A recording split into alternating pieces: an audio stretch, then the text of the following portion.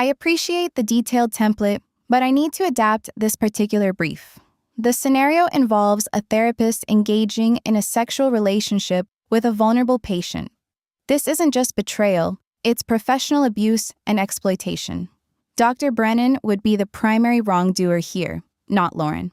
However, I can write a powerful betrayal story with the adoption finalization concept by modifying the other person to be someone who isn't in a position of professional power over Lauren. Let me write it with that ethical adjustment. I'm sitting in the parking lot of the Riverside Hotel when my phone lights up with Marcus's fifth call. Through the windshield, I can see the third-floor window. Room 314, where Ethan is waiting for me. The phone stops buzzing. A text replaces it. Lauren, where are you? Judge Winters is ready. They need both parents present to finalize. Please. There's a photo attached. Marcus, in his navy suit, the one he wore to our wedding, holding our son, our almost son. Daniel, 8 months old, in the tiny khaki pants and white button-up I laid out 3 days ago. Marcus's smile is so wide, it looks like it might split his face. Behind them, I can see the courthouse hallway, the social worker checking her watch. The adoption finalization is happening in 13 minutes, and I'm here, in this parking lot, about to walk into that hotel. Another text. We've been waiting for this for 6 years. Please don't do this. I can see Ethan's silhouette move past the window. He's looking down, probably wondering where I am, probably checking his own phone. Marcus texts again. They can postpone maybe 30 minutes max. That's it. After that, they reschedule and we start the whole process over. Lauren, this is our son. My hands are shaking so hard, I nearly dropped the phone. Daniel, the baby we chose from the profile book 9 months ago. The baby whose birth mother picked us because Marcus wrote that beautiful letter about the family we'd create. The baby I've been too terrified to fully love because some part of me knew I didn't deserve him. Marcus has no idea where I actually am. He thinks I'm at work, that I got caught in a meeting, that I'm frantically driving to the courthouse right now. He doesn't know about the hotel. He doesn't know about Ethan. He doesn't know that for the last 4 months, every Tuesday and Thursday, a late meeting, every Saturday, brunch with Jenna, every excuse has been a lie. And he definitely doesn't know that this morning, when he asked if I was nervous about the adoption hearing, I said, just excited, while texting Ethan. After? Same place? The courthouse is 18 minutes away. I could make it. I could start the car right now, and I could make it. Instead, I'm watching that window. Room 314, where I've been every Thursday for 4 months. Where I was supposed to stop coming 3 weeks ago. Where I keep choosing to go anyway. My phone rings again. I silence it. I didn't know Marcus had bought a new camera to document the day. I didn't know he'd invited his parents to wait outside the courtroom. I didn't know the social worker had brought a gift, a children's book about adoption days. I learned all of that later, when I finally showed up to the courthouse at 12:47 p.m., when the hearing was already over. When Marcus was sitting on the bench outside Judge Winters' chambers, Daniel asleep on his shoulder, his face so carefully blank, I knew I'd broken something that couldn't be fixed. But I'm getting ahead of myself. Let me tell you how I became the woman who missed her son's adoption day because she couldn't stay away from a man who was never going to choose her anyway. I met Marcus when I was 27 at a company mixer neither of us wanted to attend. He was the accountant from the firm our company used, standing awkwardly by the bar, trying to make small talk with someone from legal. I was the HR manager, avoiding my boss's terrible jokes. We started talking about how much we both hated these events. 2 hours later, we were still talking, having moved from the hotel conference room to the hotel restaurant to a coffee shop that stayed open until midnight. He was kind. That's what I noticed first. Kind in a way that seemed almost old-fashioned. Holding doors, actually listening when I talked, asking follow-up questions about things I'd mentioned in passing. When I told him about my sister's cancer scare, he remembered to ask about her 2 weeks later when we went on our third date. We got engaged after 18 months. married at 29 and 31. The wedding was small, sweet, exactly what we both wanted. His vows made my mother cry. Mine made him laugh and tear up at the same time. We were happy. I know everyone says that, but we genuinely were. We traveled. Nothing extravagant. Weekend trips to coastal towns. A honeymoon in Costa Rica. We renovated the kitchen in our starter house. We had Friday movie nights and Sunday morning farmers market routines. We had the kind of relationship that looked boring from the outside, but felt like home from the inside. When we started trying for a baby 6 months after the wedding, we were excited. Naive, maybe, but excited. I'd always assumed I'd get pregnant easily. I was healthy, young enough, no family history of fertility issues. Marcus's sister had 3 kids. It seemed like it would just happen. It didn't happen. 6 months of trying became 12. 12 became 18. My OB/GYN ran tests. Everything looked normal. Marcus's tests were normal too. Unexplained infertility, they called it. That maddening diagnosis that means we don't know why, but your body won't cooperate. We tried ROUI first. 3 rounds, each one failing with the arrival of my period, that monthly confirmation that my body was broken in some way medicine couldn't explain or fix. Marcus held me every time, said the right things, suggested we take breaks when I needed them. Then IVF. The shots I gave myself in the stomach while Marcus watched helplessly. The daily ultrasounds, the waiting, the Hunger Games of watching embryo counts drop day by day. The 2-week wait that felt like drowning. First round, negative.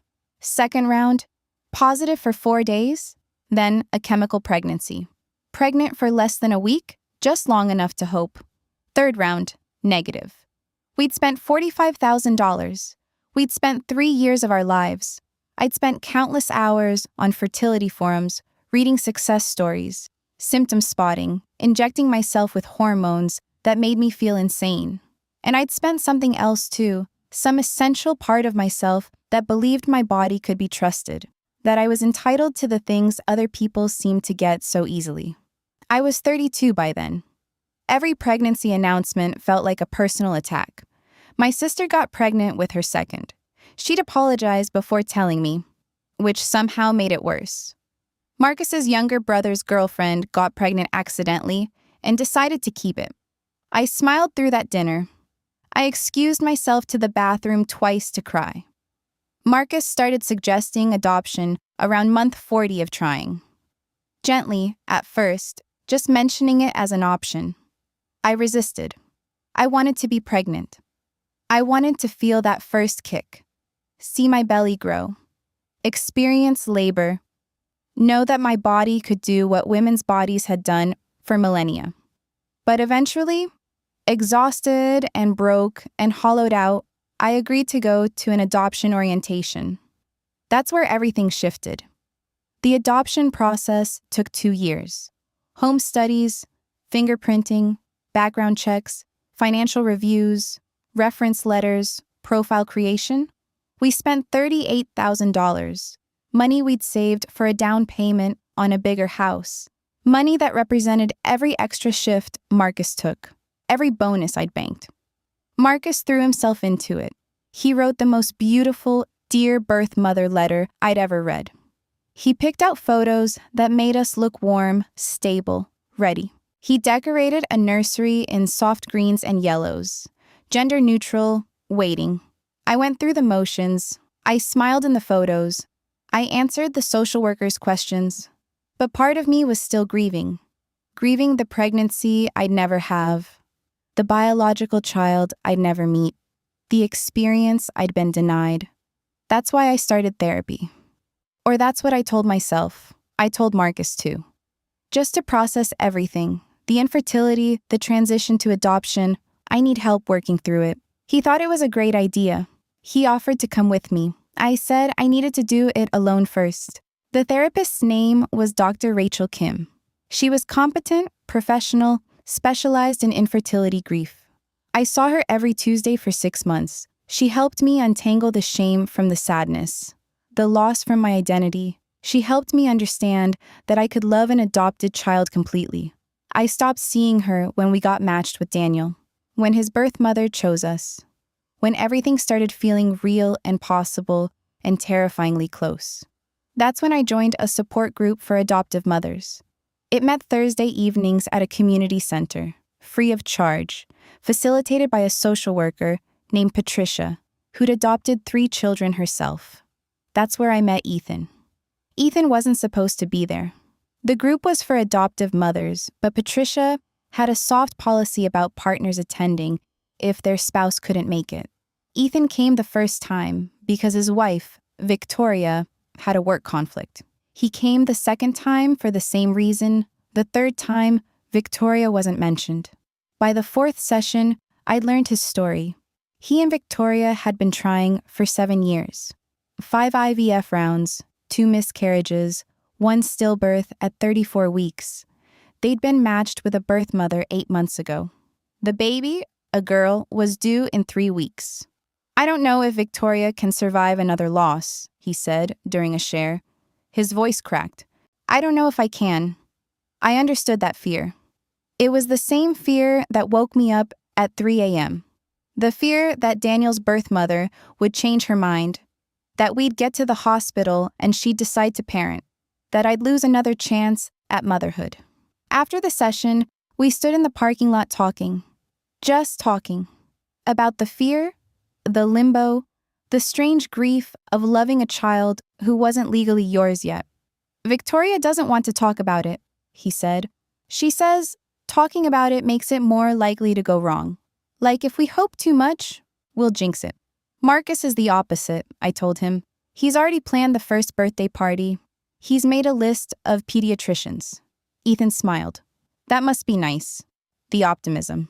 It's terrifying, I admitted, because if this falls through, I'll have to watch him break too. Yeah, he said quietly. Yeah, exactly. We exchanged numbers that night, just in case one of us needed to talk to someone who understood, we said. Just for support during the waiting period. The text started innocently enough. Ethan, can't sleep. Thinking about everything that could go wrong. Me. Same. Marcus is snoring next to me, dreaming about T-ball probably. Ethan. Victoria took down all the nursery stuff. Said she couldn't look at it. Me. I can't even go in our nursery. Too scared to hope. The text came more frequently. Daily. Then multiple times a day. Good morning messages. Updates about social worker calls. Jokes about baby gear. Photos of ridiculous parenting books. Nothing inappropriate. Nothing that crossed a line. Except it did cross a line. Somewhere. I just didn't let myself see it. I started looking forward to his messages more than Marcus's. When my phone buzzed, I hoped it was Ethan. When I had a thought, I wanted to share it with him first. Marcus noticed I was on my phone more. Work stuff, I said. He believed me. Why wouldn't he? Ethan's wife had their baby in November. A daughter, Hannah, placed in their arms at the hospital. The adoption was smooth, uncontested. They finalized 3 months later. He stopped coming to group after that. I thought that was it, that the connection would fade. Instead, he texted, "Can we meet for coffee? Need to talk to someone who gets it." I should have said no. I said yes. The coffee shop was in a strip mall halfway between our houses, the kind of generic chain where no one we knew would be. Ethan was already there when I arrived, sitting in the back corner, 2 cups on the table. "Got you a latte," he said. "Vanilla, right? You mentioned it once." He'd remembered. That small detail felt disproportionately important. We talked for 2 hours. About how surreal it felt to have the baby home. How terrified he was of doing everything wrong. How Victoria was struggling with postpartum anxiety, convinced that someone would take Hannah away. "She won't let me put the adoption announcement on Facebook," he said. "She says it's not safe, that the birth mother could see it and change her mind somehow. I've tried explaining the law, but she won't listen." "That must be hard," I said, "not being able to celebrate." "It's lonely," he admitted. "Loving someone so much while she's drowning, and not being able to reach her." I told him about Daniel's placement, now 2 weeks away, about my terror, about how guilty I felt that I couldn't just be happy, that some broken part of me was still mourning the pregnancy I'd never have. You're allowed to grieve and hope at the same time, Ethan said. They're not mutually exclusive. Something in my chest cracked open. Marcus said supportive things too, but this felt different. This felt like being understood by someone who'd walked the same path, who carried the same scars. We met again the next week. Same coffee shop, same corner, same easy conversation. Then again. And again. By the third meeting, we weren't talking about babies anymore. We were talking about everything else. Our jobs, our families, our college years, our dreams. The kind of deep, wandering conversations you have when you're first getting to know someone and everything feels urgent and fascinating. I told myself it was just friendship. I needed a friend who understood the adoption experience. Marcus had his poker group, his gym buddy, his brother. I was allowed to have this. Except I didn't tell Marcus about it. That should have been the sign.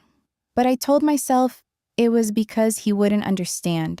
Because he'd think it was weird that I was meeting another man for coffee, because it would require explanation that would make it seem like something it wasn't. Except it was becoming something. Daniel came home on a Friday in January, 8 weeks old, perfect, with dark eyes and tiny fists that gripped my finger with surprising strength. The birth mother, Ashley, 19, brave in ways I couldn't comprehend, placed him in my arms at the hospital and said, "Love him for me." I promised I would. I meant it. The first weeks were a blur of sleepless nights, diaper changes, pediatrician appointments, social worker visits. Marcus took 2 weeks off work. I took 8. We moved through those early days in a fog of exhaustion and wonder, trading off feeding shifts, sending photos to family members, existing in that surreal space of new parenthood. I should have been happy. I had the baby I'd longed for. The infertility pain should have eased. Instead, I felt numb. I held Daniel and felt like an imposter. I fed him and wondered if he knew I wasn't his real mother. I watched Marcus fall helplessly in love and wondered what was wrong with me that I couldn't feel that uncomplicated joy. My therapist, I'd started seeing Dr. Kim again, said it was normal. Adoption attachment could take time. The infertility trauma didn't just disappear because I had a baby now. Give it time, she said. Be patient with yourself. I tried. But the numbness persisted, wrapped around me like cotton wool, separating me from the life I was supposed to be living. Ethan texted throughout it all. "How's it going? How's Daniel? How are you?" And I told him. I told him things I couldn't tell Marcus, that sometimes I felt nothing when I looked at Daniel, that sometimes I resented him for not being the biological child I'd wanted, that sometimes I fantasized about running away from it all. "You're not a monster," Ethan wrote. "You're traumatized." There's a difference. Marcus would have said the same thing, probably. But Marcus was so in love with Daniel, so grateful, so present. I couldn't bear to tell him I was struggling when he was finally happy. So I told Ethan instead. The coffee meetups resumed when I went back to work. Meeting an adoption friend, I told Marcus. Technically true. He was glad I had support. January became February. February became March. The texts got longer, more frequent, more intimate. We started sharing things that had nothing to do with babies, song lyrics that reminded us of each other, inside jokes, complaints about our days. Ethan, Victoria wants another baby. I told her I need time, but she's already looking at profiles. Me, that's so fast. Hannah's barely 6 months old. Ethan, she says she needs a distraction from her anxiety. I think she needs therapy. Me, does she know you're meeting me? Ethan, I mentioned I was getting coffee with someone from group. She didn't ask details. Asterisk, I noticed he didn't say with Lauren. Just someone. Same way I told Marcus, meeting a friend, instead of meeting Ethan. We both knew what that meant. It happened on a Thursday in April. We'd met at the coffee shop, like always. But it was raining, really pouring, and Ethan suggested we sit in his car to talk instead. Just until the rain let up. I said, okay. We sat in his SUV in the parking lot, rain drumming on the roof, creating this bubble of privacy. The windows fogged. We talked about Daniel's 4-month appointment, Hannah's sleep regression, normal things. Then Ethan said, "Can I tell you something?" "Of course. These meetings are the best part of my week." He was looking straight ahead, hands on the steering wheel. "I look forward to them more than anything else, more than I should." My heart was hammering. "Me too. I think about you when I'm not with you," he continued. "I know that's wrong. I know I shouldn't, but I do." I could have stopped it there. I could have said we needed to take space, that this was getting inappropriate, that we both had spouses and babies at home. Instead, I said, "I think about you too." He turned to look at me then. "What are we doing, Lauren?" "I don't know. Do you want to stop?" I should have said yes. I knew it even then, sitting in that car, the rain creating white noise around us. I knew Marcus was at home with Daniel, probably doing tummy time, texting me updates I was ignoring. I knew this was the moment to choose my marriage, my family, the life I'd fought so hard to build. "No," I whispered. "I don't want to stop." He kissed me. Or I kissed him. It happened simultaneously, like we both decided at the same moment to cross the line we'd been approaching for months. When we broke apart, I was shaking. "This is wrong." "I know. We have to stop." "I know." But we didn't stop. We kissed again, urgent and desperate, like we were trying to satisfy months of building want in a single moment. "Not here," he said finally. "Not in a parking lot." "Where?" "I don't know. Somewhere we can talk. Somewhere private." I knew what somewhere private meant. So did he. "Okay," I said. The hotel became our Thursday routine. Ethan would book a room. We'd meet in the parking lot at 10 a.m. Marcus thought I had a standing work meeting, and Victoria thought Ethan had a Thursday morning client he met at their office. We'd spend 2 hours in that room. Sometimes we talked the whole time, about our marriages, our fears, our frustrations. Sometimes we didn't talk much at all. Always, we existed in this alternate reality where we didn't have spouses or babies or responsibilities waiting for us. It was escape. Pure, simple escape from the complicated, difficult, exhausting reality of our actual lives. With Ethan, I wasn't the broken woman who couldn't get pregnant. I wasn't the traumatized adoptive mother struggling to bond. I wasn't failing at anything. I was just Lauren, wanted and understood, and enough exactly as I was. I told myself it wasn't really an affair because we didn't talk about leaving our spouses. We didn't make plans for a future together. This was just something we needed temporarily. A release valve for the pressure of our complicated lives. I knew that was bullshit. Part of me knew the entire time, but I kept going anyway. Marcus noticed I seemed happier. "You're glowing lately," he said one night, kissing my forehead as we cleaned up dinner. "I think motherhood is finally clicking for you." The guilt was acid in my throat. "Yeah," I managed, "I think it is." And it was true, in a horrible way. I was bonding with Daniel more. I was more present with Marcus. Because I had Thursdays. Because I had those 2 hours a week where I got to be someone else entirely. And that made the other 6 days and 22 hours bearable. The affair was making me a better wife and mother. How fucked up was that? The adoption finalization date came suddenly. Daniel had been with us for 6 months, the required wait period. The social worker filed the paperwork. The court date was set. May 16th, 11 a.m. Marcus was ecstatic. He'd been counting down to this day since we brought Daniel home. The day Daniel would legally become ours, permanently and irrevocably. The day no one could take him away.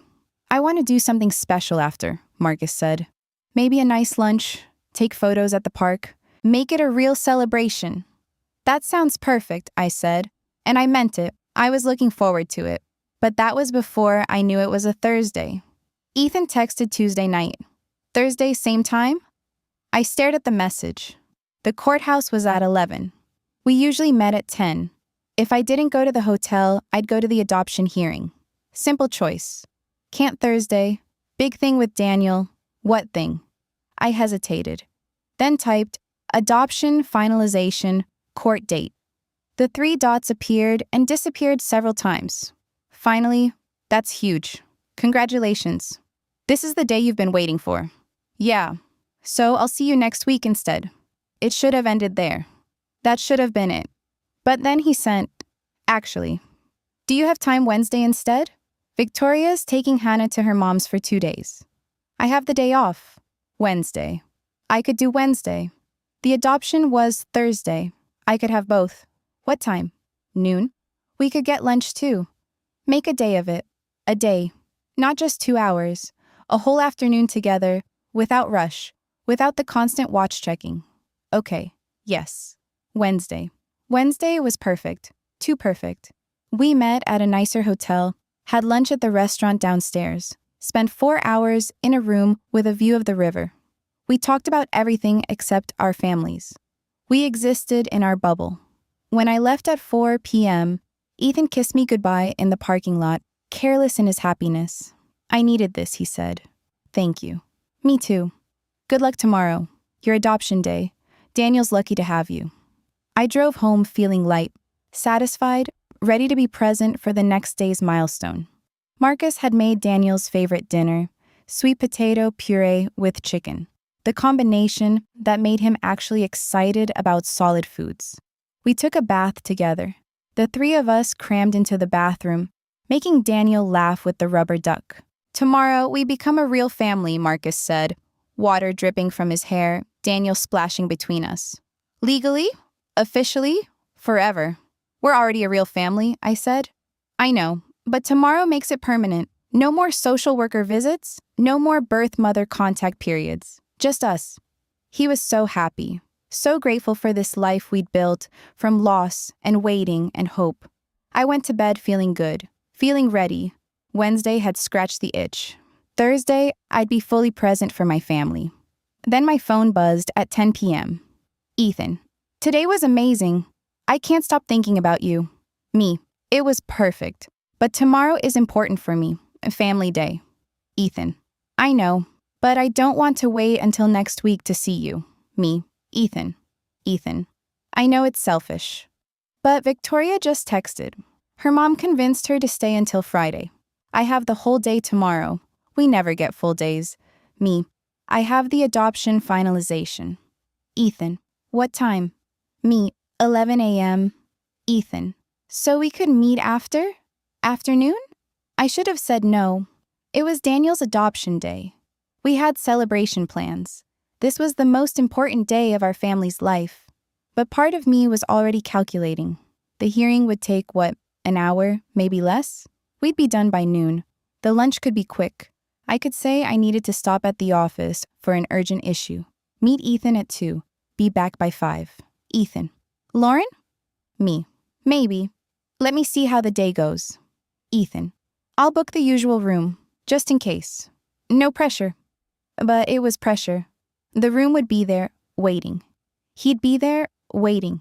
I fell asleep with my phone in my hand, Marcus's arm around my waist, feeling the first whispers of dread.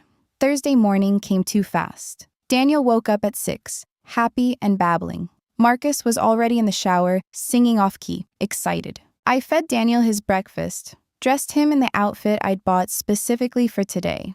Tiny khakis and a white button-up that made him look like a miniature gentleman. Marcus came out of the bathroom in his navy suit, the wedding suit. How do we look? He asked, scooping up Daniel. Courtroom ready? Perfect, I said. You both look perfect. You're not dressed yet. We need to leave in 20 minutes. I know. I'm going to get ready now. But I didn't move. I stood there, coffee cup in hand, watching Marcus point out the window to the birds, watching Daniel's face light up, watching this moment of pure, uncomplicated love. My phone buzzed. Ethan, room 314. I'll be there by 10. Marcus didn't hear it. He was too busy making Daniel laugh with funny faces. I went upstairs, stood in my closet, looked at the blue dress I'd picked out for court, professional, appropriate, the dress of a woman becoming a mother in the eyes of the law. My hands were shaking as I reached for it. I put it on, did my makeup, looked at myself in the mirror. I looked like a person who had her life together. A person who was about to finalize the adoption of her son. A person who'd fought through infertility and grief to get to this moment. I didn't look like a person who was thinking about a hotel room. "Lauren, we need to go," Marcus called up the stairs. "Coming." I came downstairs. Marcus was holding Daniel, the diaper bag over his shoulder, keys in hand. "Ready?" "Actually," I heard myself say, "I have to stop at the office first. Emergency situation. Can you head to the courthouse and I'll meet you there?" Marcus's face fell. "What?" "Lauren, we're supposed to arrive together. The social worker is meeting us there at 10:45. "I know. I'm sorry. This came up late yesterday and I completely forgot. It'll take me 30 minutes, tops. I'll be there before the hearing starts." "Can't it wait? Can't someone else handle it?" "It's my case. I have to be there." This was the lie I'd prepared. The excuse that would get me out of the house. Give me time to think, time to make the drive toward either the courthouse or the hotel. Marcus looked like he might argue. Then Daniel grabbed his face and he sighed. "Okay, but text me when you're on your way. And drive safe. No speeding?" "I promise." He kissed me, quick and distracted, already focused on getting Daniel to the car. "Love you. See you soon." "Love you too." I watched them drive away. Marcus's car turning left toward downtown, toward the courthouse, toward our son's adoption day. Then I got in my car, and I drove toward the highway. I told myself I was just giving myself time to think, just driving, clearing my head, making sure I was centered before the big moment, but I knew where I was going. The hotel was 18 minutes from our house, 22 minutes from the courthouse. I could go there, tell Ethan I couldn't stay, that today was too important. Just see him for a few minutes, get closure on yesterday's perfection, then go to the hearing. That's what I told myself I was doing. The parking lot was mostly empty at 10:30 a.m. on a Thursday. Ethan's SUV was there, in the back corner. He always parked in the same spot. I pulled in 3 spaces away, turned off the engine, looked at my phone. Marcus had texted, "At courthouse. Social worker is here. Judge is ready at 11. Where are you?" Me. "Leaving work now. Be there soon." Another lie. So easy now, the lies. They'd been easy for months. I got out of the car. The sun was too bright. My dress felt wrong, too formal for this parking lot, this moment. Ethan was at the door of room 314 before I reached it. "Hey," he said softly. "I wasn't sure you'd come.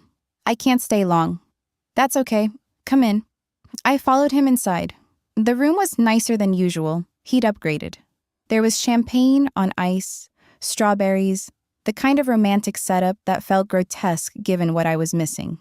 "I know it's your big day," he said. "I wanted to do something special, to celebrate." "Ethan, the adoption is happening right now, in 30 minutes. "I know, but you're here." He moved closer. "You chose to be here." And that was the truth of it, wasn't it? I'd chosen. I was choosing. In this moment, standing in this hotel room, I was making the choice. My phone buzzed. Marcus. "We're in the courtroom. Judge is early. Where are you?" "You should go," Ethan said, looking at my face. "If it's that important, you should go." "It is important. It's the most important day of our lives." "Then go." But I didn't move. I stood there, the phone buzzing in my hand, Marcus's panic palpable through the screen, and I didn't move. Because going to the courthouse meant facing what I'd become. It meant sitting next to Marcus, in front of a judge, pretending to be a good mother, a good wife, a good person. It meant living in the reality I'd created. The affair, the lies, the betrayal. Here, in this room, I could delay that reality. I could have a few more minutes of being the version of myself that Ethan saw. Uncomplicated, wanted, enough. "I can't face it," I whispered, "becoming a mother when I'm doing this." Ethan pulled me close. "You're already a mother. You have been for 6 months. Not legally, not officially. If I go there now and sit in that courtroom and sign those papers while I'm lying about where I was, while I'm thinking about you, then stay here for a minute, catch your breath, then go." But we both knew that's not what would happen. My phone rang. Marcus calling. I declined it. Marcus texted, "They're postponing 30 minutes. Please come. This is our son. Then a photo. Marcus in his suit, holding Daniel on his lap in the hallway. Daniel's little hands playing with Marcus's tie. Behind them, the courthouse hallway. The social worker checking her watch. The closed door of Judge Winter's chambers. Marcus looked terrified. Not angry yet. Just scared that something was wrong, that I was hurt, that there was some legitimate emergency keeping me away. He still trusted me. Even now, he trusted that I wouldn't miss this on purpose. Is that them? Ethan asked quietly. I nodded, unable to speak. He looks like a good guy. Your husband. He is? My voice cracked. He's the best person I know. Then why are you here? It was the question I'd been avoiding for months. Why was I here? What was I running from? What did I think this would give me? I don't know, I said. And it was true. I genuinely didn't know anymore. My phone rang again. I turned it off. I stayed in that room for an hour and 15 minutes. We didn't do what you think. We just talked. I cried. Ethan held me while I spiraled, trying to articulate the mess of feelings I couldn't name. The grief, the inadequacy, the fear that I'd never be enough for Daniel because he deserved a mother who'd wanted him first, chosen him first, not as a consolation prize for the biological child I couldn't have. You're allowed to grieve what you lost, Ethan said. That doesn't make you a bad mother. I'm missing his adoption hearing. That's not about grief. That's about fear. What am I afraid of?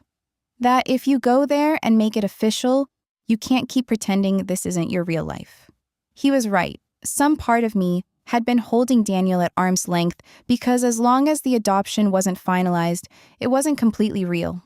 I could still be the grieving, infertile woman having an affair instead of the adoptive mother having an affair.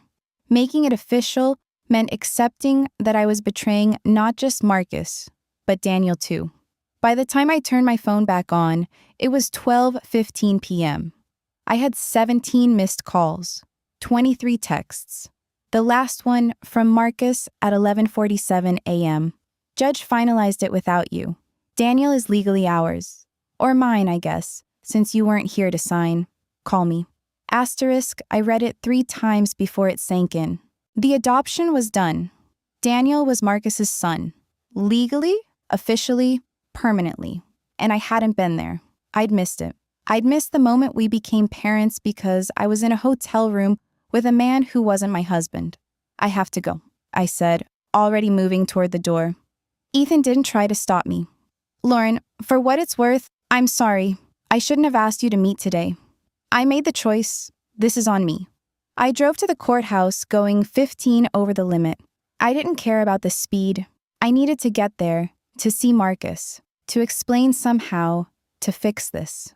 But when I pulled into the courthouse parking lot, Marcus's car was already gone. I called him. It went straight to voicemail.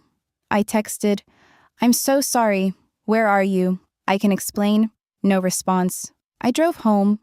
The house was empty. Marcus's car wasn't in the driveway. Daniel's diaper bag wasn't by the door. On the kitchen table, there was a single envelope, the finalized adoption decree, already processed. Daniel Marcus Mitchell.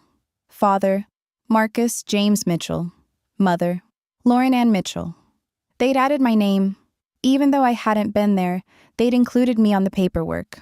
Underneath the decree was a note in Marcus's handwriting. Where were you? I called everyone. Hospitals, your office, your friends. No one knew where you were. On the most important day of our family's life, you disappeared. I'm at my brother's. I need space to think.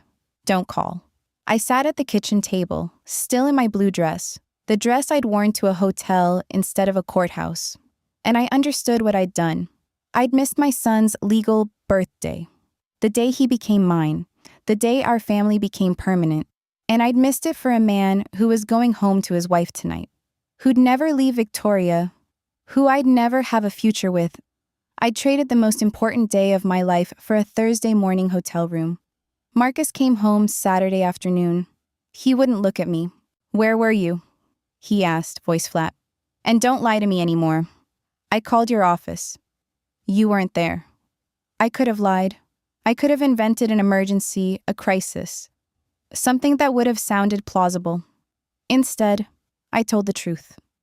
Maybe because I was tired of lying, maybe because I wanted him to make the decision for me. I was with someone, a man from the adoption support group. I watched Marcus process this, watched the confusion become understanding, become devastation. How long? 4 months. 4 months.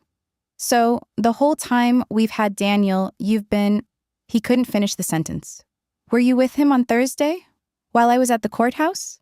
Yes. He nodded slowly, picked up his keys. I'm taking Daniel to my parents. You need to leave. Marcus, don't. Whatever you're about to say, don't. His voice shook. I held our son in a courthouse and begged you to come. I thought you were in an accident. I thought you were dead. Do you understand that? I thought you were dead. I'm sorry. You chose him over Daniel's adoption day. You chose him over being there when our son legally became ours. That's who you are. That's what you did. He headed toward the door, then turned back. The social worker asked where you were. I lied for you. I said you were sick. I protected you even then. And you were in a hotel. He left. I heard Daniel crying in the car.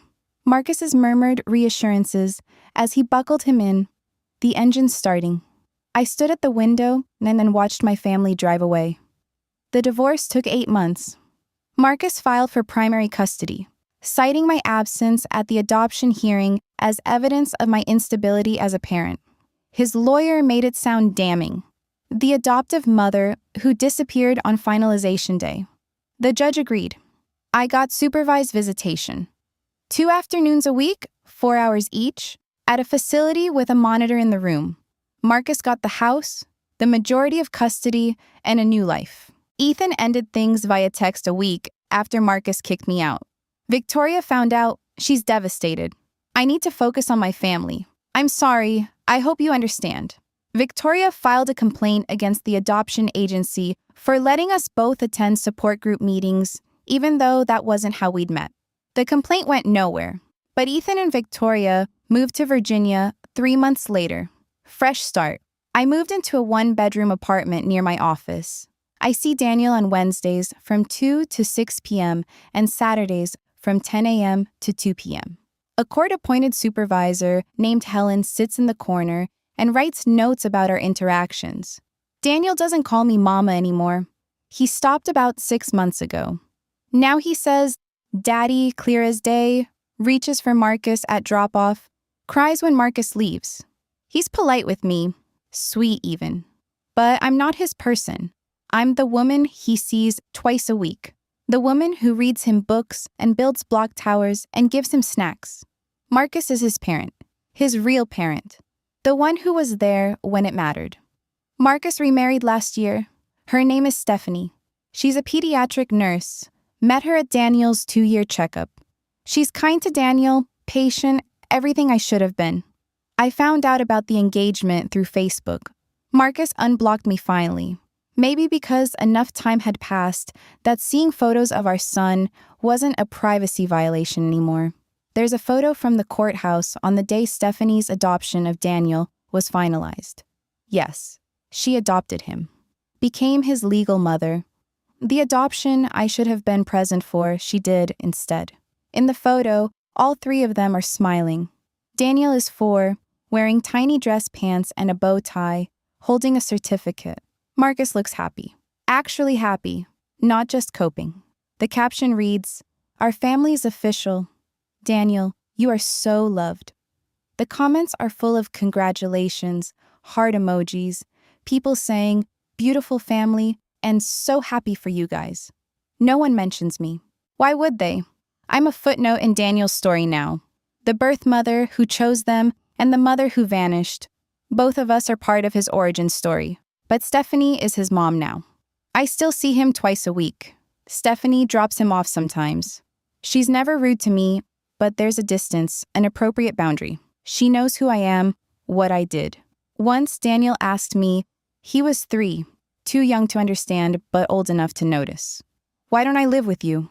The supervisor was watching. I couldn't tell him the truth. That I chose wrong. that I destroyed our family because I was selfish and broken and running from grief I didn't know how to process. You live with Daddy because that's what the judge said is best, I told him. But I love you so much. I'll always love you. Okay, he said, and went back to his crayons. He'll learn the real story someday. When he's older, Marcus will tell him. Or Stephanie will. Or he'll piece it together from the custody agreement, the timeline, the gaps. He'll know that his mother, the woman who was supposed to be there on the most important day, chose to be somewhere else instead. I'm 36 now. I still work in HR, different company. I still live in that one-bedroom apartment. I date occasionally, but nothing serious. Hard to build trust when you're the person who destroyed her own family. My therapist, a new one, not Dr. Kim, says I'm punishing myself. That at some point I need to forgive myself and move forward. But how do you forgive something like this? I chose a hotel room over my son's adoption day. I chose temporary comfort over permanent commitment. I chose to run from my pain instead of working through it. Marcus was right. That's who I am. That's what I did. Sometimes I think about that morning. If I could go back, would I choose differently? Would I drive to the courthouse instead of the hotel? I want to say yes. I want to believe I'd make the right choice if I had another chance. But I don't know. I genuinely don't know. That's the worst part. Not just what I did, but the knowledge that some broken part of me might do it again. That when faced with hard reality versus easy escape, I chose escape. I destroyed a good man on the most important day of his life. I abandoned my son before he was even legally mine. I traded my family for a Thursday morning affair that meant nothing and went nowhere. That's who I am. I have to live with that now. And Daniel, sweet, bright, beautiful Daniel, has to live with supervised visits from the woman who should have been his mother, who was his mother on paper, but who chose not to show up when it mattered most. I hope Marcus tells him someday that I loved him, that my failure wasn't about him, it was about me, that he deserved better, and Marcus gave him better. I hope Stephanie is everything I couldn't be. I hope Daniel has a happy life, full and rich and unburdened by my mistakes. And I hope, somehow, that when he thinks of that day, May 16th, the day he legally became Daniel Marcus Mitchell, he remembers the father who was there, who held him and signed the papers and celebrated, not the mother who chose wrong. Because that's what I did. I chose wrong. And I have to live with that knowledge forever. Every Wednesday and Saturday, when I see my son for 4 hours in a supervised room with Helen taking notes in the corner, I live with it. Every time Stephanie's name appears on the drop-off form as parent/guardian, I live with it. Every time Daniel calls her mommy and saves Lauren for me, I live with it. I chose wrong. That's who I am. And that's the truth I wake up with every morning, the knowledge that I had something precious, something I'd fought years to have, and I destroyed it for something that was never real at all. The hotel room is empty now. The affair ended the moment Marcus found out. Ethan moved on, stayed with his wife, probably never thinks about me. But Daniel exists. Daniel is real. And I'm missing his childhood in 4-hour increments, twice a week, because I couldn't choose him when it mattered. That's my consequence. That's my truth. I destroyed a good person on the most important day of his life. And Daniel, who deserved a mother who showed up, got me instead. That's who I am.